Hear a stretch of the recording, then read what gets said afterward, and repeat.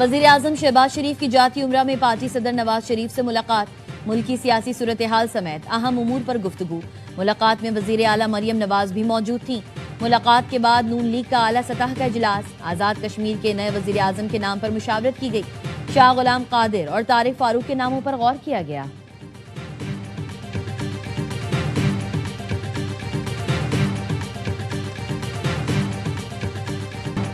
احتجاج نہ کرتے تو ڈیزل 32 روپے سستا نہ ہوتا۔ جمعرات کو ملک گیر شٹر ڈاؤن ہڑتال کا اعلان کریں گے۔ امیر جماعت اسلامی حافظ نعیم الرحمان کی پریس کانفرنس، کہا دھرنے جاری رہیں گے، ملک بھر میں احتجاجی کیمپ لگائیں گے۔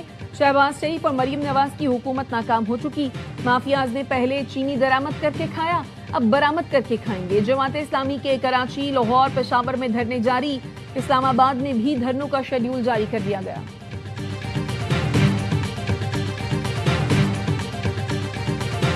جماعت اسلامی کا احتجاج وفاق کے خلاف ہے، متاثر شہری ہو رہے ہیں۔ حافظ نعیم کو ٹکٹ دیتا ہوں، وزیر اعظم ہاؤس جا کر احتجاج کریں۔ جماعت اسلامی والے جماعتی ہیں، تبدیل نہیں ہوں گے۔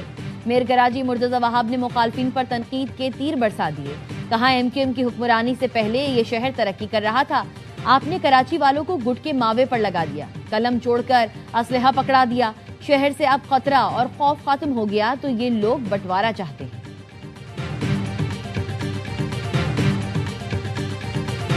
ٹرمپ انتظامیہ کے لیے دھچکا، ایک اور مخالف عدالتی فیصلہ۔ امریکی وفاقی عدالت نے 75 ممالک کے شہریوں پر عائد امیگریشن پابندی ختم کر دی۔ فیصلے میں کہا ٹرمپ انتظامیہ کی امیگریشن پر عائد پابندی قانون کے خلاف ہے۔ امیگریشن پابندی لگا کر وزیر خارجہ مارکو روبیو نے اختیارات سے تجاوز کیا۔ ٹرمپ انتظامیہ کی پابندی سے پاکستان، برازیل، کولمبیا، مصر، ہیٹی، صومالیہ، روس سمیت 75 ممالک متاثر ہوئے تھے۔ وفاقی عدالت نے صرف پابندی کی بنیاد پر درخواستیں مسترد کیے جانے کو کالعدم قرار دے دیا۔ اٹلی میں طاقتور آندھی کے سامنے طیارے بے بس کھلونوں کی طرح ادھر ادھر لڑکنے لگے۔ فولی ایئرپورٹ پر 120 کلومیٹر فی گھنٹہ کی رفتار سے چلنے والی ہوائوں نے طیاروں کو الٹ پلٹ کر رکھ دیا۔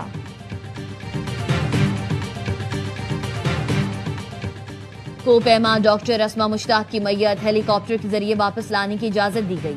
شدید برفباری اور تیز ہواؤں کے باعث ریسکیو ٹیم کو کیمپ 2 واپس آنا پڑا۔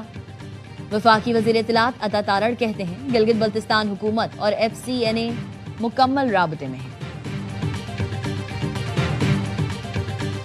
دشمن نے ایران کا تختہ الٹنے کا منصوبہ بنایا تھا۔ ایرانی صدر مسعود پزشکیان کا امام خمینی کے مزار پر تقریب سے خطاب، کہا دشمن کا خیال تھا ایران بھی وینزویلا بن جائے گا۔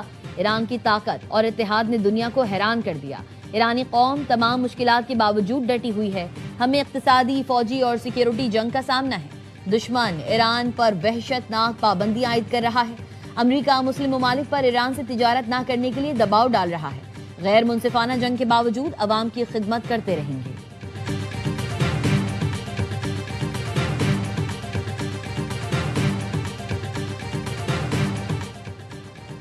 معاشی پابندیاں کوئی نئی بات نہیں، امریکی حربوں سے اچھی طرح واقف ہیں، جانتے ہیں ان کا مقابلہ کیسے کرنا ہے۔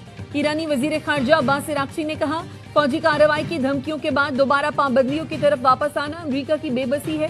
امریکہ کو ایرانی قوم سے عزت و احترام سے بات کرنا ہوگی۔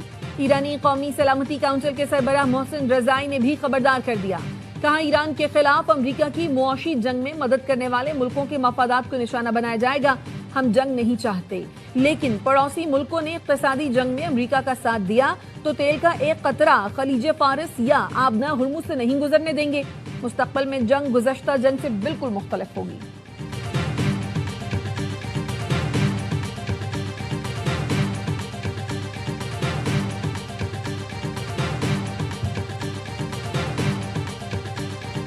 امریکی صدر نے پھر آبنائے ہرمز کی ملکیت کا دعویٰ کر دیا۔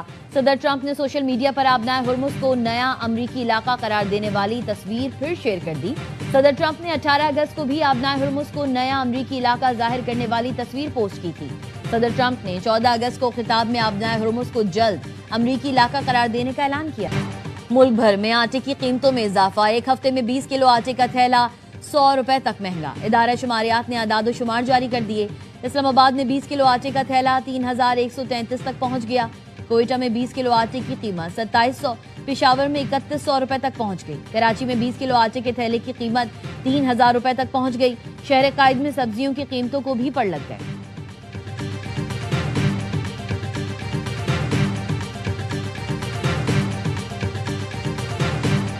کیلاش قبیلے کا سالانہ مذہبی و ثقافتی تہوار کا آغاز۔ وادی رمبور میں روایتی رسومات، رقص، موسیقی اور ثقافتی سرگرمیاں۔ ملکی و غیر ملکی سیاحوں کی بڑی تعداد چترال پہنچ گئی۔ موسم گرما کے فصلوں کی کٹائی مکمل ہونے کی خوشی اور شکرانے کے طور پر یہ تہوار صدیوں سے منایا جاتا ہے۔